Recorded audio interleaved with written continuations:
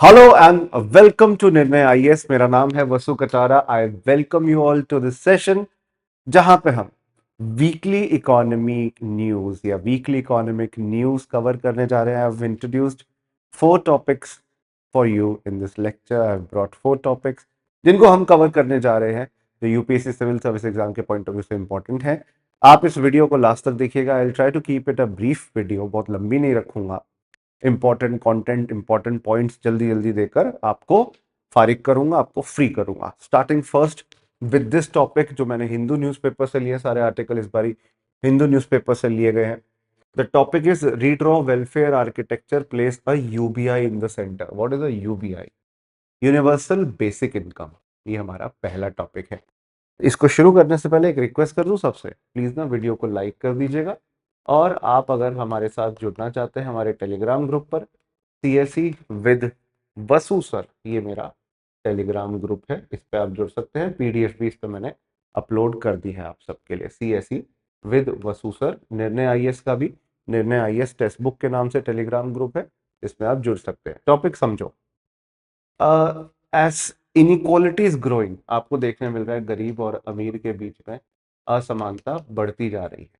1947 में हम आज़ाद हुए, उसके बाद ये इंक्रीज होना शुरू हुआ। फिर 1991 के अंदर हमने एलपीजी रिफॉर्म्स करे इंडिया के अंदर, वो रिफॉर्म्स, वो सुधार, जिससे हम अपने देश को फॉरेन कंट्रीज, फॉरेन इंस्टीट्यूशंस और फॉरेन वर्ल्ड के साथ जोड़ पाए। हमने फॉरेन इन्वेस्टमेंट्स इंडिया में आने की अलाउ कर दिया, परमिशन दे दी। और उसके बाद से देखा जाए तो इनइक्वालिटी तो बढ़ती ही जा रही है। और सुनिए, अभी प्रॉब्लम खत्म थोड़ी ना हुई है, problems are just increasing now. क्योंकि अब हमें गिग इकोनॉमी में जी रहे हैं। गिग इकोनॉमी का मतलब होता है एक ऐसी अर्थव्यवस्था जहाँ पे लोगों के पास फॉर्मल जॉब्स नहीं है, वो पार्ट टाइम, वो फ्रीलांस, वो ऐसी नौकरियों में काम कर रहे हैं which are not offering good amount of social security to them. आज रखा कल निकाल दिया। ये जोमेटो स्विगी पे जो डिलीवरी बॉयज हैं, ओला उबर के लिए जो कैब चलाते हैं, वो सब इस सेक्टर में काम कर रहे हैं। They are facing this problem where they are part of this sector but their income is not stable. उनकी आय जो है वो संरक्षित नहीं है, कभी भी नौकरी से निकाल दे जाएंगे। They don't have a medical insurance जो कि परमानेंट जॉब में दिया जाता है, सरकारी नौकरी में, जैसे CGHS, central government health services का फायदा दिया जाता है। They don't get such things ना। इनके साथ सबसे बड़ी प्रॉब्लम ये है कि जैसे आप कहीं नौकरी करते हो तो एक एम्प्लॉयर और एक एम्प्लॉय का रिश्ता होता है। इनको ना एम्प्लॉय मानते ही नहीं है। अगर आपके घर पे स्विगी वाले भैया खाना डिलीवर करने आ रहे हैं तो उनको वो अपना एम्प्लॉय नहीं मानेंगे, वो कहेंगे डिलीवरी पार्टनर, ये तो हमारा पार्टनर है, इसको आपका खाना डिलीवर करने के लिए हम दिहाड़ी दे रहे हैं, पर ऑर्डर बेसिस पे दे रहे हैं, जो भी 30 रुपए 20 रुपए जो भी मिलता है वो दे रहे हैं। इससे आपका इनइक्वालिटी और बड़ी है। ले ऑफ जो हो रहे हैं, जिसको हम जॉब शेडिंग भी कहते हैं, इससे भी इनइक्वालिटी बढ़ रही है। जो जेफ बीजोस जैसे अमेजोन के मालिक है, क्रिसमस के टाइम पे 30,000 लोगों की नौकरियां उन्होंने छीन ली।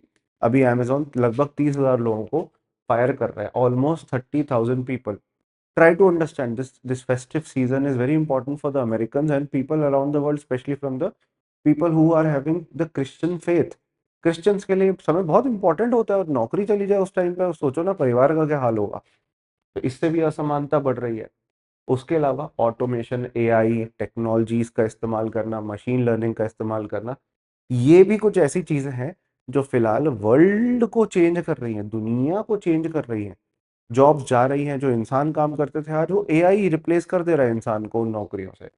इसके अलावा climate driven crisis, global warming, climate change भी हमें सोचने पे मजबूर कर रही है कि हमारे लिए प्रॉफिट इंपॉर्टेंट है या प्लैनेट। तो ये सारे फैक्टर्स, और लास्ट है mental health time bomb. We are stressed, we are depressed, हम परेशान हैं। लोग नौकरी पर नहीं जाना चाहते, लोगों को जो जॉब्स हैं उन they are not very decent, they don't pay much, उतना पैसा जितना एक्सपेक्ट करते हैं उतना देती नहीं है। नॉट जस्ट दैट प्रॉब्लम, पैसा भी कम है, मेंटल हेल्थ भी सफ़र करती है। आजकल तो जेंजी वर्कर्स हैं, वो तो जाके बोल देते हैं सर ऐसा है, 6 बज गए, घर जा रहे हैं, bye bye. But let's talk about people who are above 30 40। They are having the silent crisis. कर्ज में जी रहे हैं, घर कर्ज पे है, गाड़ी कर्ज पे है, बच्चों की स्कूल फीस, उसके लिए भी आजकल ईएमआई बंध जाती है। And they are having so much burden, और वो एक साइलेंट स्ट्रेस से गुजर रहे हैं जो अल्टीमेटली हमारे शरीर को और हमारे माइंड को अफेक्ट करती है। ये एक सबसे बड़ी प्रॉब्लम है। जॉब सिक्योरिटी ना होना, बहुत सारी प्रॉब्लम्स होना, इनका क्या समाधान हो सकता है? ऐसा है, सब लोगों को, सारी सारी जनता को फ्री में कुछ पैसा हर महीने का, हर साल का दे दिया जाए, जिससे वो अपना घर चला सके, अपना पेट पाल सके, अपने फैमिली को वो प्रॉपर संभाल सके। ऐसे पैसे को कहते हैं यूनिवर्सल बेसिक इनकम। कुछ लोग पहले ना इसे एक यूटोपियन आइडिया कहते थे कि भाई ऐसी कौन सी दुनिया है, तो कोई स्वर्ग वर्ग में होता होगा, ये तो कोई परियों की दुनिया में होता होगा, ये हमारी रियल वर्ल्ड में तो नहीं होता। But today we are talking about it कि ये एक सोल्यूशन हो सकता है। इसमें ना आपको एक सेफ्टी नेट मिल जाता है। एग्जांपल दे रहा हूँ, जैसे 10,000 रुपये महीना सबको मिल रहा है। अब इससे क्या होगा कि मैं जॉब नहीं करना चाहता, मैं चाहता हूँ कि मैं गिटार सीख और इंडिया का या वर्ल्ड का नंबर वन गिटारिस्ट बनूं। पर कमाने की टेंशन, खाने की टेंशन, घर वालों को पालने की tension. If government pays me some money, some basic income, some amount of money, it is fixed, भाई ये तो मिलेगा ही मिलेगा, ये तो आएगा ही आएगा। And it is universal, every one will have it. कोई ऐसा नहीं कि भाई किसी के साथ भेदभाव किया जाए कि इसको नहीं देंगे, सबको देंगे, यूनिवर्सल होगा। यूनिवर्सल मतलब सबको देंगे। जिससे क्या है, सेफ्टी नेट बन गया। आपको जॉब छोड़नी है, आप छोड़ दो। आपकी जॉब जा रही है, जाती जाए, कोई बात नहीं। आप क्योंकि देश के नागरिक हो, आपको प्रोटेक्ट करेंगे आपके बुरे वक्त के अंदर। जिससे क्या है, अगर बेरोजगारी होती है, अनएम्प्लॉयमेंट होता है, लोग प्रोटेक्ट हो जाएंगे। इसके साथ साथ ऐसा होता है कि अचानक से चीज़ों की डिमांड बढ़ती है, आपके पास पैसा ना हो, you will have some money for your day to day needs. रोजमर्रा के खर्चे के लिए आपके पास पैसा होगा। और इससे क्या होगा कि लोग जो है हमारी इकोनॉमी के अंदर मेंटली सेफ या मेंटली मतलब लैक ऑफ स्ट्रेस फील करेंगे, स्ट्रेस की कमी होगी, स्ट्रेस कम हो जाएगा। दोस्तों, इससे अल्टीमेटली दुनिया के अंदर कोई भी बदलाव है, वर्ल्ड इकोनॉमी में कोई भी बदलाव, कोई भी पैंडेमिक आ जाए, कोई भी एआई का क्रांति आ जाए, कुछ भी हो जाए, पीपल कैन फील सेफ कि भाई कल नौकरी गई, पैसा नहीं हुआ, तो अल्टीमेटली सरकार हमें कुछ पैसा देगी। इकोनॉमिक सर्वे ने इंडिया में ये सजेशन दिया था कुछ साल पहले कि इंडिया में भी यूनिवर्सल बेसिक इनकम होना चाहिए। उन्होंने गांधी जी के पर्सपेक्टिव को सोच के बोला था कि गांधी जी क्या सोचते हैं। जैसे गांधी जी कहते हैं कि बिना काम के किसी को पैसा देना सही नहीं है, बट एटलीस्ट हर इंसान को एक डिसेंट लाइफ मिले, उसके लिए कुछ फिक्स्ड अमाउंट ऑफ मनी हर इंसान के पास गारंटीड हो, वो जरूरी है हमारे पास। सरकार नहीं, भारत सरकार नहीं, भारत सरकार का जो प्रेस इंफॉर्मेशन ब्यूरो है, ये कह दिया India is fourth in terms of income inequality.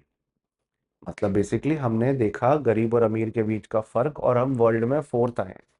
और ये भारत सरकार के media house press information bureau के द्वारा कहा गया है, किसी फॉरेन न्यूज एजेंसी के द्वारा नहीं। समझ रहे मेरी बात? This major focus is on household expenditure, कि एक परिवार एक बारी में एक समय में कितना खर्चा करता है। यहाँ पे हम पारिवारिक वेल्थ नहीं देख रहे, कितने बंगले, कितनी गाड़ी, कितने शेयर्स, ये नहीं देख रहे। मैं देख रहा हूँ एक महीने में कितना खर्चा हो रहा है, उस हिसाब से मैं गरीबी निकाल रहा हूँ और मुझे पता चल रहा है कि यार गरीबी ज्यादा है, पावर्टी ज्यादा है और इनइक्वालिटी बहुत ज्यादा है। फोर्थ लार्जेस्ट है हमारे देश में। आपको लगा होगा कि भाई टॉप 5 में तो अफ्रीकन कंट्रीज होते होंगे, बट बेटा इंडिया फोर्थ पे है। Surprising isn't it? Yes it is. तो इसलिए हम इंडिया में बहुत हाई इकोनॉमिक इनइक्वालिटी देखते हैं, जिसका एक अच्छा solution universal basic income provide करना है। आजकल तो लीकेज भी नहीं होती इन पैसों की। अब आप कहोगे सर लीकेज का मतलब क्या है? तो सरकारी स्कीमों का जो फायदा लोगों को दिया जाता है ना, वो गलत लोगों को, अगर जो नॉन इंटेंडेड पीपल है, जिनको कभी देना ही नहीं था फायदा, ऐसे बेनिफिशियरीज को, ऐसे लाभार्थियों को अगर फायदा मिल रहा है, that's not the right use of that money. अब डायरेक्ट बेनिफिट ट्रांसफर होता है, सीधा आपके बैंक अकाउंट में पैसा डाला जाता है। जन धन, आधार और मोबाइल नंबर, इन तीनों को जोड़ दिया है। इससे क्या है, इससे फेक लोग नहीं, जेन्युइन लोगों के पास पैसा जाएगा, ऑथेंटिकेटेड लोगों के पास पैसा जाएगा। पैसा वेस्ट नहीं होगा, करप्शन में नहीं जाएगा। अभी जो स्कीम्स चल रही हैं, कितनी सारी स्कीम्स हैं, लाखों करोड़ रुपए हम सब्सिडीज में और फ्री बीज में बांट देते हैं।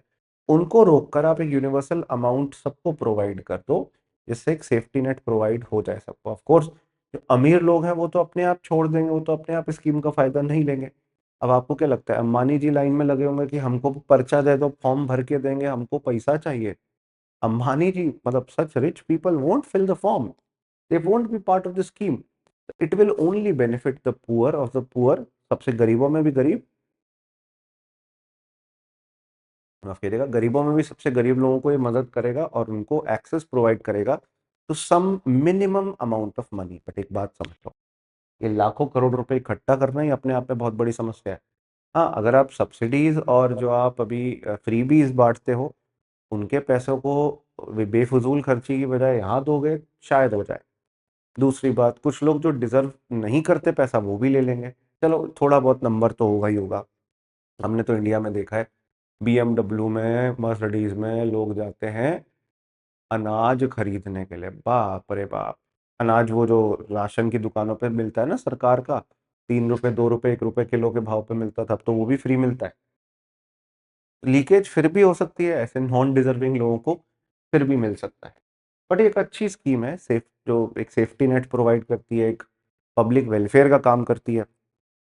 कुछ इनडायरेक्टली देते हैं, इससे अच्छा पैसा ही दे दिया। प्रॉब्लम तब आएगी जब चीज़ों के प्राइस बढ़ने लगेंगे, जब मार्केट में इन्फ्लेशन, महंगाई बढ़ेगी। 10,000 दे देते हो, कोई एक इंसान घर भी चला लेता है 10,000 में। Is that sufficient? कल को महंगाई बढ़ी, उतना ही पैसा, उतना ही घर चलाने के लिए आपको 20,000 रुपये की आवश्यकता पड़ेगी। Will you have that much money? फिर सरकार को फिर बढ़ाना पड़ेगा, सरकार का फिर बजट खराब हो जाएगा। That's the problem. इसलिए ना, अभी इस चीज को सोच समझ कर कि क्या ये डिजिटली सब तक पहुंचाने लायक भी है, क्या हर इंसान के पास फोन है, क्या हर इंसान के पास इंटरनेट होता है, क्या हर इंसान के पास इलेक्ट्रिसिटी आती है कि वो अपना फोन चार्ज रखे, उसके पास बिजली हो? नहीं, ऐसा तो नहीं है। तो इसीलिए डिजिटल इंफ्रास्ट्रक्चर से जोड़ना तो चाहते हो, पर एक्सेसिबिलिटी क्या सबके पास है, ये देखना हमारे लिए जरूरी हो जाता है। अच्छा सजेशन है, बट मतलब अभी हमारे लिए फिलहाल इनइक्वालिटी कम करने के लिए हम जैसे Mahatma Gandhi National Rural Employment Guarantee Scheme चला रहे हैं। गांव के अंदर जो लोग रहते हैं, जिनको ज्यादा कुछ काम भी नहीं आता, उनको भी हम 365 दिनों में, हाँ 100 दिन का, 100 डेज का गारंटीड वर्क, गारंटीड रोजगार प्रोवाइड करते हैं दोस्त। 100 डेज का गारंटीड। ये क्यों करा जा रहा है? पब्लिक वेलफेयर के लिए। National food security act 2013, ration दिया जाता है, अनाज दिया जाता है। क्यों दिया जाता है फ्री में 80 करोड़ से ज्यादा लोगों को? सोशल वेलफेयर के लिए। तो ये भी एक सोशल वेलफेयर का ही स्टेप होने जा रहा है। वर्ल्ड इनइक्वालिटी डेटाबेस में इंडिया 75th रैंक पर है, वेल्थ इनइक्वालिटी। वेल्थ इनइक्वालिटी मतलब संपत्ति के आधार पर। ये भी कुछ खास नहीं है हमारी रैंक, ये भी मतलब this is not a good signal, because we are quite unequal. Top 1% of the population own 40% of the national wealth. देश के 1% अमीर लोग 40% संपत्ति रखते हैं, मतलब 99% लोगों के पास 60% संपत्ति है। टेक्निकली तो ये बहुत हाई इनइक्वालिटी को शो करता है। Top 10% of Indians control 77% of wealth, मतलब बचे हुए 90% के पास 23% है। बाप रे बाप। 10% के लोगों के पास 77% देश की वेल्थ है। मतलब आप सोच रहे हो कि अगर मैं आपको बॉक्सेस के माध्यम से समझाऊं, यहाँ पे टोटल 10 बॉक्स है ना? इन 10 बॉक्स में पैसा है। इनमें से एक इंसान के पास, इसमें से लगभग 7 या 8 बक्से हैं, 77 है ना, 7 या 8 बक्से हैं। और बाकी 9 लोगों के पास सिर्फ 3 बक्से हैं, 2 या 3 बक्से। देख रहे हो कितनी इनइक्वालिटी है? That is why there is high level of inequality is there in India. That's why we are trying to bring this system of universal basic income. India की तो वर्ल्ड हैप्पीनेस रिपोर्ट के हिसाब से ranking भी poor है। हम नेपाल, बांग्लादेश, पाकिस्तान जैसे देशों से भी पीछे हैं। पाकिस्तान से पीछे हैं भाई, सोच लो अब आप। तो आप इसलिए हैप्पीनेस को बढ़ावा देने के लिए इनकम सिक्योरिटी प्रोवाइड करो। इनकम सिक्योरिटी प्रोवाइड करने के लिए यूनिवर्सल बेसिक इनकम जैसा एक अच्छा स्टेप हमें लेना चाहिए। कुछ मिनिमम अमाउंट ऑफ मनी सबके लिए फ्री होना चाहिए। अब जैसे यूएस में, कनाडा में, डेवलप कंट्रीज में होता है अनएम्प्लॉयमेंट अलाउंस। अगर आप गरीब हैं, नौकरी भी चली गई, आप सरकार से बेरोजगारी की सिचुएशन में पैसा ले लो कॉम्पेंसेशन के तौर पे। दे प्रोवाइड कॉम्पेंसेशन, तो ये सोशल स्ट्रेस से आपको दूर रखता है। खाना खरीदने के पैसे नहीं है, अमेरिका में फूड स्टैंप मिल जाते हैं। जाओ बड़ी बड़ी सुपरमार्केट से फूड स्टैंप दिखाओ, राशन ले लो, खाना ले लो, कोई मना नहीं करेगा आपको, घर का सामान मिल जाएगा आपके पास। तो ऐसा इंडिया में भी होना चाहिए। वेस्टर्न कंट्री जो कैपिटलिस्ट कंट्री है, जो प्रॉफिट के लिए काम करते हैं, वो भी अगर अपने पब्लिक वेलफेयर को इतना बढ़ावा दे रहे हैं, तो इंडिया तो फिर भी नेहरू जी के टाइम से समाजवाद को बढ़ावा देता आया है। सरकार इसलिए चाह रही है यूनिवर्सल बेसिक इनकम जैसा कुछ क्रिएट करे। 7,620 रुपए एक बंदे को अगर साल भर का दिया जाता है, जो हमारे देश की पावर्टी लाइन है, मतलब अगर इससे कम कमाता है 7,620 से कोई, तो गरीब माना जाएगा, और इसके ऊपर कमाएगा तो उसे अबव पावर्टी लाइन कहेंगे हम लोग। तो दोस्तों, अगर इतना पैसा भी दे देते हैं तो लोग अपने आप ही अबव पावर्टी लाइन आ जाएंगे, पर जब सबके पास इतना पैसा होगा खर्चा करने के लिए, पावर्टी लाइन ऊपर की ओर चली जाएगी, जिसका मतलब ये है कि देश में महंगाई बढ़ जाएगी, लोग जब ज्यादा खर्चा करेंगे। और ये एक चैलेंज है जिसको हमें पहले सॉल्व करना है। ऑल्दो ये पैसा दिया जा सकता है गरीब लोगों को गरीबी कम करने के लिए, देश की जीडीपी का भी सिर्फ 5% हिस्सा ही है, ज्यादा नहीं है, ठीक है जी। बट ये करना अपने आप में एक बहुत चैलेंजिंग टास्क है, right. Government will require to increase various taxes. सरकार तो अब टैक्सेस कट करना चाह रही है, ताकि इकोनॉमी में रिसेशन ना आए, ताकि ग्रोथ लगातार बढ़ती रहे, लोगों को महंगी चीजें सस्ती मिले और लोग खर्चा करें, कंजम्पशन करें। तो भाई टैक्स बढ़ाने पड़ेंगे, कहाँ से बढ़ा लोगे? सब्सिडियां जो सरकार इतनी बीसों प्रकार की चलाती है, उनमें रैशनलाइजेशन करना होगा। Some of them has to be stopped, some of them the budget is provided has to be reduced, you have to increase borrowings. भाई जब पैसा चाहिए होता है तो उधार भी लेना पड़ता है सरकार को, जो सरकार का फिस्कल डेफिसिट बढ़ाएगा।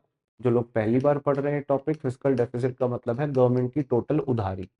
ये हम फिस्कल पॉलिसी के चैप्टर में पढ़ते हैं, टोटल उधारी सरकार की। तो ये सब करें कैसे, प्रैक्टिकल क्या होगा? प्रैक्टिकल तरीका है फेज वाइज। आप पहले देश की 10% सबसे गरीब पॉपुलेशन पकड़ लो, उनको फेज वाइज प्रोवाइड करो। किसी के सर पे छत नहीं है, पक्का मकान नहीं है, कच्चे मकान में झुग्गी में रह रहे हैं, घर में कोई कमाने वाला व्यक्ति नहीं है, घर में हो सकता है कोई कमाने वाला पुरुष ना हो, मर्द ना हो, मेल मेंबर ना हो। आप ऐसे लोगों को टारगेट करो जिनकी फैमिली में पर्सन विद डिसेबिलिटीज है, जो व्यक्ति दिव्यांगजन है, वल्नरेबल सेक्शन है, दलित कम्युनिटी के लोग हैं, विमेन है, बूढ़े लोग हैं। इनको टारगेट करो, जिनसे इनको प्रायोरिटी मान के हम ये फैसिलिटी दे सकते हैं, और एक्सपेरिमेंट करके पता चल जाएगा। और कितना, 1-2% ही तो लगेगा जीडीपी का इन लोगों को टारगेट करने में, क्या बड़ी बात है। इतना हम कर पाएंगे, अफोर्ड कर पाएंगे, but can be done as an experiment and in phase wise manner, समझे? तो ये यूनिवर्सल बेसिक इनकम के ऊपर पूरा एक आर्टिकल था, पहला हमारा आर्टिकल डन है। सेकेंड आर्टिकल क्या है? Migration debate. बिहार में चुनाव हुआ, हिंदू को वोट दो, मुस्लिम को वोट दो, इनको वोट दो, उनको, इस जाति को, उस जाति को। भाई किसी ने ये बात करी कि क्यों बिहार के लोग दूसरे स्टेट में जाते हैं काम करने के लिए, क्यों बिहार में नौकरियां नहीं है, क्यों बिहार में फैक्ट्रियां नहीं है? उन पे बात नहीं चल रही है। और यही है द ग्रेट माइग्रेशन डिबेट। क्यों लोगों को माइग्रेट करना पड़ रहा है? अब जैसे एग्जांपल दूं, 2011 का सेंसस है, 2021 का तो आया नहीं है। 74.54 lakh migrants from Bihar are in the other states in India. Why are they moving out of a state in which they were born? भाई सीधी सी बात समझो, किसी के लिए अपना घर छोड़ के, अपना राज्य छोड़ के दूसरी जगह जाना रहना बहुत मुश्किल होता है, ट्रॉमेटाइजिंग होता है भाई। घर छोड़ना, आप, हो सकता है आपके पास पैसा ना हो, आर्थिक तंगी तंगी की वजह से जा रहे हो दूसरे शहरों में, ताकि वहां जाके कुछ पैसा कमा सको, अपने बच्चों को पढ़ा सको, अच्छी हेल्थ फैसिलिटी दे सको, एजुकेशन फैसिलिटी दे सकते हो, whatever the reason might be. क्यों नहीं है फिर अच्छे हॉस्पिटल, क्यों नहीं है अच्छे कॉलेजेस बिहार में, कि दूसरे स्टेट में जाना पड़ रहा है लोगों को? Whatever there are, whatever infrastructure there is, क्या वो सफिशियंट है बिहार के लिए? नहीं है। तो इंफ्रास्ट्रक्चर क्रिएट करना, अपॉर्चुनिटीज क्रिएट करना बिहार के अंदर ही इस टाइम पे सबसे ज्यादा जरूरी है। माइग्रेशन सबसे बड़ा चैलेंज क्या होता है? एक स्टेट से जब दूसरे स्टेट में माइग्रेंट जाता है, उसको डिस्क्रिमिनेशन का सामना करना पड़ता है। कर्नाटका, महाराष्ट्र में आपने देखा है डिस्क्रिमिनेशन कितना ज्यादा होता है, because of son of soil policy. Son of soil का मतलब है कि जो लोग उधर ही पैदा हुए हैं, जैसे मान लो कर्नाटका गए, तो कन्नड़ा पीपल विल से कि हम यहाँ पैदा हुए हैं, हमारा नौकरियों पर अधिकार है, तुम आके हमारी नौकरियां क्यों छीन रहे हो? ऑल्दो ये गलत है, बट डिस्क्रिमिनेशन होता है लोगों से इस पॉलिसी की वजह से। दूसरी बात, उनको इकोनॉमिकली एक्सप्लॉइट किया जाता है कि ये तो दूसरे बाहर स्टेट से आया है, इसको तो कुछ भी पैसा दे दो काम कर लेगा। उनकी गरीबी एक्सप्लॉइट की जाती है। उनके साथ सोशल डिस्क्रिमिनेशन भी होता है, गरीब मजदूर मानकर उनके खिलाफ सोशल डिस्क्रिमिनेशन भी होता है, सोशल टेंशन भी बढ़ती हैं। ठीक है ना, सोशल टेंशन भी बढ़ती हैं, सोशल सिक्योरिटी की कमी भी रहती है, सोशल डिस्क्रिमिनेशन भी होता है। ये सारे प्रॉब्लम्स हैं माइग्रेशन से जुड़े हुए, जिसका सल्यूशन हमें क्रिएट करना होगा, पर ये कभी डिबेट में आता ही नहीं है। माइग्रेशन के फायदे हैं कि जब आप दूसरी स्टेट में जाते हो जहाँ इनकम लेवल ज़्यादा है, अब ऑफ कोर्स मुंबई के अंदर लोगों की तनख्वाहें, लोगों का इनकम लेवल ज़्यादा है, तो लोगों की इनकम बढ़ती है, परिवारों की इनकम बढ़ती है। मान लो आप बिहार में ही रहते 20,000 रुपये महीना कमा पाते, मुंबई में 60,000 रुपये महीना कमा ले रहे हो, उसमें से कुछ पैसा घर भेज रहे हो। तो आप घर पैसा जब रेमिट करते हो अपने स्टेट में, अपने घर, अपने परिवार के पास, इसको कहते हैं रेमिटेंस, हिंदी में कहते हैं प्रेषण, मतलब पैसा अपने परिवार के पास भेजना, जिससे आपकी गांव के इलाकों में आपके जो परिवार वाले रहते हैं उनका देखभाल हो सके, रख रखाव हो सके। आप वहां जाके अच्छे स्किल्स सीखते हो, आपके बच्चों को अच्छी नॉलेज मिल पाती है, एजुकेशन, हेल्थ मिल पाती है, हेल्थ फैसिलिटी मिल पाती है, और एक ही जगह पे जॉब मार्केट पे प्रेशर नहीं पड़ता। बिहार में रह जाते, बिहार में 10 लोग सेम नौकरी करने के लिए तैयार हैं, 10,000 रुपये में भी, तो वहाँ बहुत जॉब मार्केट में प्रेशर क्रिएट होता है और कम से कम तनख्वाह पे काम करना पड़ता है। पर लोग अलग अलग जगहों पे जाके अपनी स्किल्स देख पा रहे हैं, तो ज़्यादा सैलरी भी ले पा रहे हैं जहाँ पे उनकी स्किल्स की एक्चुअली डिमांड है। नेगेटिव ये होता है कि एक स्टेट से ब्रेन ड्रेन हो जाता है, वो उस स्टेट के डेवलपमेंट में फ़ायदा नहीं करेगा, वो दूसरे स्टेट या दूसरे देश के डेवलपमेंट में फ़ायदा करेगा। दूसरी बात, लेबर शॉर्टेज हो जाती है। बिहार में कई ऐसे खेत हैं जहाँ पे खुद के खेत जोतने के लिए व्यक्ति है ही नहीं, या है तो दूसरे हायर करने पड़ते हैं, क्योंकि जो उस खेत का मालिक है वो शहर में नौकरी कर रहा है। ये एक प्रॉब्लम कभी कभार आती है एग्रीकल्चरल एक्टिविटीज़ के अंदर। एग्रीकल्चर सीजन में फसल कटाई या बुआई के लिए कोई नहीं होता। और रीजनल इम्बैलेंस, भाई अगर देश की तरक्की बेंगलुरु, चेन्नई, हैदराबाद, दिल्ली, गुरुग्राम, पुणे, नोएडा यही दे देते, तो फिर पटना, रांची, बिलासपुर, इनका क्या रोल है भाई? इनको भी तो कंट्रीब्यूट करना होगा। एक fair and balanced economic development India के हर स्टेट में, हर पार्ट में, हर सिटी में होना चाहिए। ऐसा थोड़ा ना कि नॉर्थ ईस्ट है तो उसको इग्नोर कर दो, ईस्टर्न इंडिया है तो उसको इग्नोर कर दो। इसलिए गवर्नमेंट ऑफ इंडिया आजकल ईस्टर्न इंडिया में आंध्र प्रदेश पे, बिहार पे और नॉर्थ ईस्ट पर काफ़ी फोकस कर रही है। नॉर्थ ईस्ट के डेवलपमेंट के लिए development of north east region नाम की एक हमने डिपार्टमेंट कम मिनिस्ट्री भी बनाई है। तो दोस्तों, माइग्रेशन से जुड़ी हुई ये डिबेट थी। Bihar must improve health and educational standards और जॉब अपॉर्चुनिटीज़ भी। क्या होता था, एग्रीकल्चर में ही ज़्यादातर लोग इन्वॉल्व हैं, अगर एग्रीकल्चर में भी काम कर रहे हो तो इससे जुड़े हुए स्किल्स भी आपके एनहेंस किए जाए, प्रोडक्टिविटी बढ़ाई जाए, एग्रीकल्चर में किसानों को सपोर्ट पूरा मिले। जो लोग इंडस्ट्रियल सेक्टर में फैक्ट्रीज बनाना चाहते हैं उनको क्राइम फ्री स्टेट मिले। क्या होता था पहले, क्यों बिहार से फैक्ट्रियां भाग गई? क्राइम इतना ज्यादा था, रंगदारी वसूली जाती थी। तुम कमाते हो ना 2 करोड़ रुपए साल का, तुम्हारी है ना फैक्ट्री सीमेंट की, ईंटों की, लाओ पैसा पहुंचाओ हमारे पास, वरना समझ लो ये गुंडागर्दी नहीं चलेगी। Crime free society should be the responsibility of the government. ये प्रोवाइड करना सबसे बड़ी प्रायोरिटी होनी चाहिए।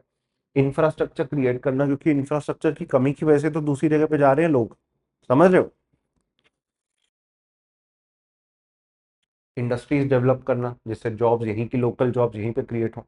सरकार जो स्कीम चला रही है जैसे MNREGA, national food security act, इसका पूरी तरह इम्प्लीमेंटेशन होना चाहिए।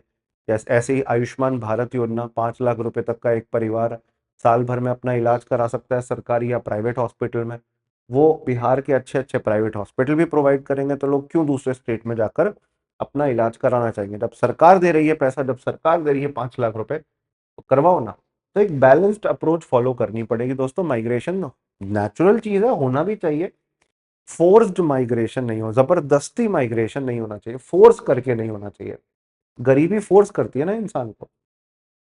तो हम ये नहीं कह रहे कि माइग्रेशन ना हो, बट साथ साथ रीजनल डिस्पैरिटीज, रीजनल इम्बैलेंस खत्म हो, लोग अलग अलग स्किल सीखें, अलग अलग प्रकार के काम करें। भाई खेती से तो, एग्रीकल्चर से तो पैसा बन सकता है, पंजाब हरियाणा के किसान बना रहे हैं।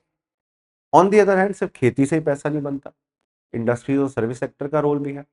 स्टेट को इंडस्ट्री और सर्विस सेक्टर को भी विकसित करना होगा, तभी तो जाकर जो टारगेट बनाए हैं अचीव होंगे। Third news, Indian shipping sector has declined considerably over the last 20 years। 2 दशक से, 2 decade से हमारा शिपिंग सेक्टर वीक हो रहा है। आपने सोचा होगा कि इंडिया तो हर सेक्टर में ग्रो कर रहा है, तो शिपिंग में भी ग्रो ही कर रहा होगा। The reality is something else guys, we are actually not growing. हम उतना ग्रो कर ही नहीं रहे हैं जितना हमारे को इस टाइम पे करना चाहिए शिपिंग सेक्टर में, खास तौर पे। उसके पीछे सबसे बड़ा रीजन बताऊं क्या है? इंडिया का शिपिंग सेक्टर आज भी old method of production use कर रहा है, पहली बात। पोर्ट इंफ्रास्ट्रक्चर भारत सरकार धीरे धीरे इंप्रूव कर रही है, चाहे ट्यूटिकोरिन हो गया, चाहे विजिंजम हो गया, अलग अलग पोर्ट्स इंडिया में डेवलप किए गए हैं, सच बात है। बट आज भी हमारी कैपेसिटी बड़े शिप्स को इंडिया में लाने की पुअर है। साथ साथ इंडिया में हम बड़े शिप्स खुद मैन्युफैक्चर कर नहीं पा रहे हैं, and that becomes an issue, क्योंकि हम जो मैन्युफैक्चरिंग कैपेसिटी हमारी इंडिया में होनी चाहिए थी, we are not having the same manufacturing capacity. Indian government ने भी ज्यादा कुछ शिप मैन्युफैक्चरिंग के लिए नहीं किया। हाँ, डिफेंस के शिप मैन्युफैक्चर करने के लिए भारत सरकार काफी कुछ कर रही है। डिफेंस के लिए Garden Reach Shipbuilders establishment नाम की बॉडी है। मैजागॉन डॉकयार्ड लिमिटेड है, Mazagon Dockyard Limited. Cochin Shipyard Limited है। सरकारी डिफेंस शिप्स बनाने के लिए हमारे पास बहुत है इंफ्रास्ट्रक्चर, बट जो कमर्शियल शिप्स होते हैं वो इंफ्रास्ट्रक्चर इंडिया में कम बन रहा है। पोर्ट इंफ्रास्ट्रक्चर इंप्रूव हुआ है, अभी केरला में अडानी ने मिलकर एक पोर्ट लॉन्च किया है, रिलीज किया है, शुरू किया है port. But is that sufficient? No. एक प्राइवेट पोर्ट ही तो है। अभी अभी हमें मेजर पोर्ट्स की संख्या, माइनर पोर्ट्स की संख्या बढ़ानी है। सरकार अच्छा काम कर रही है इस दिशा में, but the number still has to increase. ये सबसे बड़ा चैलेंज है कि इंक्रीज हो नहीं पा रहा। अच्छा, दूसरी बात, even if we create a large number of ships, do we have the manpower? क्या trained marine engineer, merchant officers हमारे पास हैं? अगर है तो फॉरेन कंपनीज के फॉरेन शिप्स में काम करते हैं और डॉलर और पाउंड और यूरो कमाते हैं। वो क्यों आएंगे इंडिया में करने को काम? तो इंडिया का शिपिंग इंडस्ट्री इसलिए डिक्लाइन हुआ है, गवर्नमेंट का ज्यादा सपोर्ट मिला नहीं, पहला पॉइंट। स्ट्रैटेजिक प्लानिंग करी नहीं, दूसरा पॉइंट। सरकार ने इस सेक्टर को प्राइवेटाइज कर दिया और जो मदद देती थी वो देना कम कर दिया, तीसरा पॉइंट। शिप, अगर ship corporation of India, you know, अगर शिप्स हैं भी उनके पास, तो उन पे they are not focusing much, neglect करके रख दिया है, पुराने होते जा रहे हैं शिप। और अगर शिप खरीदने ही पड़ते हैं तो दूसरे देशों से खरीदने पड़ते हैं, और उनसे खरीदते हो, रशिया से खरीदते हो, फ्रांस से खरीदते हो, तो भाई पैसा भी उस हिसाब से जाता है फॉरेन करेंसीज के अंदर। That is the problem. अब फॉरेन करेंसीज में फॉरेन कंट्रीज से शिप खरीदोगे तो it creates an economic burden on us. Shipping corporation of India, Bharat सरकार इसको हेल्प कर सकती थी ग्रो करने के लिए। It is allowed to decline कि भाई तुम अगर लॉस में जा रहे हो तो जाओ, हम नहीं करेंगे मदद।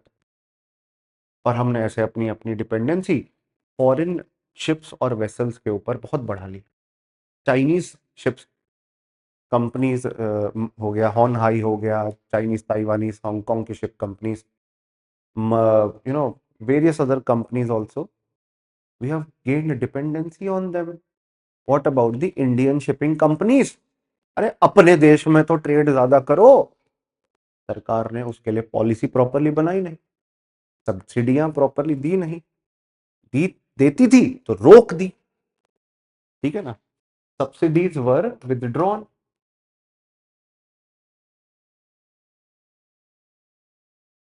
Which was earlier being provided, इसको विदड्रॉ कर लिया। हम्म, फॉरेन डिपेंडेंसी क्रिएट कर ली। पोर्ट इंफ्रास्ट्रक्चर पे ध्यान दिया, उस पोर्ट पे शिप खड़ा होगा उस पे कब ध्यान दोगे बाबा? प्राइवेटाइजेशन को बढ़ावा दिया, too much focus, too much focus. ये एक बच्चा इंडस्ट्री थी, नेसेंट इंडस्ट्री थी, इसको ग्रो करना था पहले आपको। इसको ग्रो करे बिना आपने अपना फोकस ही शिफ्ट कर दिया। और फिर कोविड-19 का इम्पैक्ट तो ऑफ कोर्स इंडिया की शिपिंग पर नेगेटिवली पड़ा ही पड़ा। पैंडेमिक ने इंडिया की शिपिंग इंडस्ट्री को इम्पैक्ट किया ही किया। तो अब क्या करना चाहिए? अब सरकार को सोल्यूशन सरकार बता रही है, गवर्नमेंट पॉलिसीज थोड़ी फेवरेबल प्रोवाइड करो। इसके साथ साथ कंपनियों को first right to transport India's oil, India का तेल इंडिया से बाहर ट्रांसपोर्ट करने का अधिकार इंडियन कंपनियों को दिया जाए। ठीक है ना? शिप बिल्डिंग को इंडिया में मेक इन इंडिया के तहत प्रमोट करो, इंसेंटिव प्रोवाइड करो उन कंपनियों को जो इंडिया में शिप बिल्डिंग करती है, ताकि इंडियन मैन्युफैक्चरिंग हो, आत्मनिर्भर बने, हमारे देश में इसकी टेक्नोलॉजी डेवलप। दूसरी बात, इसको एक स्ट्रैटेजिक सेक्टर डिक्लेयर करो, तब जाके युद्ध स्तर पर इस पे काम होगा। शिपिंग सेक्टर को स्ट्रैटेजिक सेक्टर डिक्लेयर करना है। इन्वेस्टमेंट्स को बढ़ावा देना है, स्पेशली प्राइवेट इन्वेस्टमेंट्स को। अडानी पोर्ट्स और अडानी स्पेशल इकोनॉमिक जोन नाम की जैसे कंपनी है, सरकारी प्राइवेट कंपनी है, सरकार के साथ मिलकर शिप बिल्डिंग पे, पोर्ट डेवलपमेंट पे और काम करे। ये ज्यादातर काम पब्लिक प्राइवेट पार्टनरशिप के तहत ही होगा, अकेली सरकार कुछ नहीं कर सकती। सरकार और प्राइवेट सेक्टर मिलके काम करें, और जरूरत पड़े तो शुरुआत में प्राइवेट कंपनियों को फॉरेन पार्टनरशिप्स भी करने दो। खुद से नहीं कर सकते, कोई बात नहीं, फॉरेन कंपनी का सपोर्ट ले लो। Let them do foreign partnership. ठीक है ना? इससे दोस्तों देश में बदलाव हो सकता है। शिपिंग कॉरपोरेशन ऑफ इंडिया, जो आज भी सरकारी बॉडी है, ये एक बड़ा रोल प्ले कर सकती है इंडिया के शिपिंग सेक्टर के टर्न अराउंड में, क्योंकि ये प्राइवेट कंपनीज के साथ मिलकर इस सेक्टर की ग्रोथ में कंट्रीब्यूट कर पाएगी अच्छे से। ठीक है? तो ये हमें कुछ चीज़ों पे खास ध्यान देना है, ये मैंने आपको बता ही दिया है। अभी भारत सरकार ने शिपिंग कॉरपोरेशन ऑफ इंडिया के शिप्स की संख्या बढ़ाएंगे, ऐसा सजेशन दिया है। साथ साथ हमने बेसिकली ये समझ लिया कि शिप्स हमें हर समय मदद करेंगे। जब वॉर हो गई मान लो पाकिस्तान के साथ, सामान ट्रांसपोर्ट करना है, ships can be a very good method. जैसे जैसे ट्रम्प के टैरिफ बढ़ते जा रहे हैं, कभी भी कुछ डिक्लेयर कर देता है, तो हमें अपना ट्रेड दूसरे देशों के साथ डाइवर्ट करना होगा, उनकी प्रोटेक्शनिस्ट पॉलिसीज की वजह से अफ्रीका डाइवर्ट करना होगा, तो शिप से ले जाया जा सकता है सामान, एंड उससे ट्रेड कॉस्ट भी कम, शिपिंग कॉस्ट तो कम ही आती है ना। प्रॉब्लम यह है इस सेक्टर के अंदर स्किल शॉर्टेज है, मैरिटाइम एजुकेशन कम लोगों के पास है, या पैसे की कमी है। पैसे की कमी सरकार मैरिटाइम डेवलपमेंट फंड से पैसा लेकर प्रोवाइड करे। मेक इन इंडिया में शिप और शिप रिपेयर्स को फोकस करे, बिल्डिंग और रिपेयर्स को। सागरमाला इनिशिएटिव चला रही है इंडिया के जो कोस्टल एरियाज है इनके डेवलपमेंट के लिए, पोर्ट एरियाज के डेवलपमेंट के लिए, इन पे फोकस करे, इन पे फोकस करे। तो ये सारे कुछ हमारे को चेंज करने हैं इंडिया के अंदर। और ये topic infrastructure GS paper 3 economics के हिसाब से इम्पोर्टेंट था, जो टॉपिक का मैंने आपको एक 360 डिग्री एनालिसिस दिया। Last topic for today, as AI adoption by companies accelerate, tech layoffs continue. नौकरियां जा रही हैं, अमेजोन में अभी गई, मैंने बताया आपको।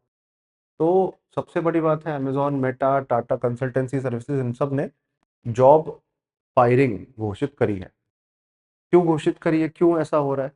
क्योंकि सबसे बड़ी बात है, ये लोग चाहते हैं, जो लोग सीनियर हो चुके हैं, जो अब एआई जैसी टेक्नोलॉजी सीखने के काबिल नहीं रहे इनके हिसाब से, या जिनमें स्किल शॉर्टेज है, उन लोगों को हटाया जाए और यंग लोगों को जो कि एआई के अंदर पारंगत है उनको लेकर आया जाए। मतलब basically the restructuring and efficiency in the organisation should happen due to artificial intelligence integration. मतलब अपनी कंपनी में आर्टिफिशियल इंटेलिजेंस टेक्नोलॉजी को ऐड कर रहे हैं, तो उस हिसाब से कंपनी का फेरबदल किया जाए, कंपनी में लोगों को बदला जाए, वर्कर्स को चेंज किया जाए।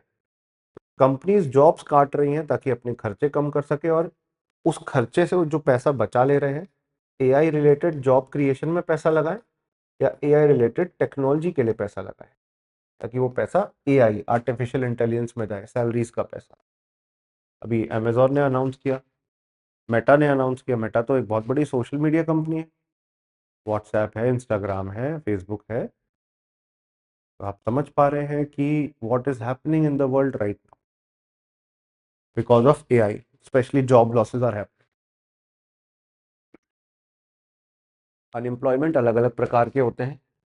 एक होता है डिसगाइज्ड अनएम्प्लॉयमेंट, जो नॉर्मली एग्रीकल्चर के अंदर होता है, कि अगर एक ज़मीन है, इस ज़मीन में 4 लोग काम कर रहे हैं और मिलकर 10 टन अनाज उगा रहे हैं, इनमें से 2 हटा दो तब भी 10 टन ही उगेगा अनाज, मतलब इन 2 लोगों की प्रोडक्टिविटी जीरो है। तो जब एग्रीकल्चर के अंदर लोगों की प्रोडक्टिविटी जीरो होती है उसे कहते हैं डिसगाइज्ड अनएम्प्लॉयमेंट।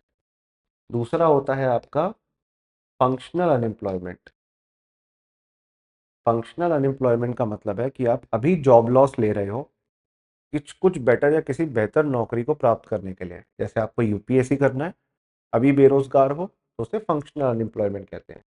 एक होता है साइक्लिकल अनएम्प्लॉयमेंट, जहाँ पे इकोनॉमी साइकिल के पहिए की तरह उतार चढ़ाव का सामना कर रही होती है। तो जब इकोनॉमी ग्रो कर रही होती है, जो ग्रोथ का फेज होता है, तब जॉब्स बढ़ेंगी क्योंकि कंपनियों के पास पैसा होगा, नौकरी पर रखेंगी। और जब कंपनियों की ग्रोथ डाउन होने लगती है तो नौकरी से निकाल देती है। तो जब नौकरी से छोड़ देती है, निकाल देती है लोगों को, इसको साइक्लिकल अनएम्प्लॉयमेंट कहा जाता है।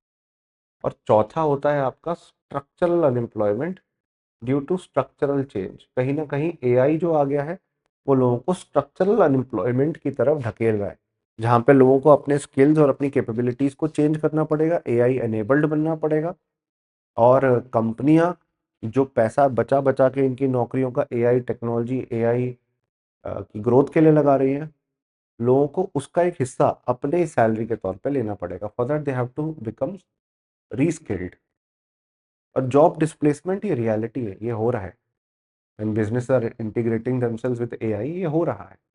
And it's not just AI, global level पर ग्रोथ कम होते हुए हम देख रहे हैं, खासतौर पे अनसर्टेनिटी जो ट्रम्प टैरिफ ने बढ़ाई है, ट्रम्प की जो टैरिफ लगे हैं, इंडिया की ग्रोथ स्टोरी भी थोड़ी स्लो हुई है। तो मतलब हो रहे हैं चेंजेस, बड़ी बड़ी कंपनियां रिस्ट्रक्चर कर रही हैं।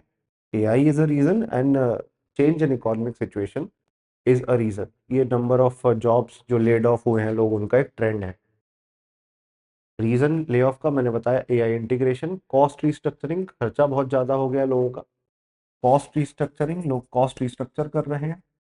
एफिशिएंसी पुश, हर कंपनियां चाहती हैं कि एफिशिएंसी आए, उनके खर्चे कम हो, उनकी प्रॉफिटेबिलिटी जुड़े, बेहतर हो प्रॉफिटेबिलिटी, और उनके खर्चे कम हो। कोविड के बाद भाई थोड़ी जॉब लॉसेस वैसे भी हुई है, कंपनी जॉब रैशनलाइजेशन कर ही रही है।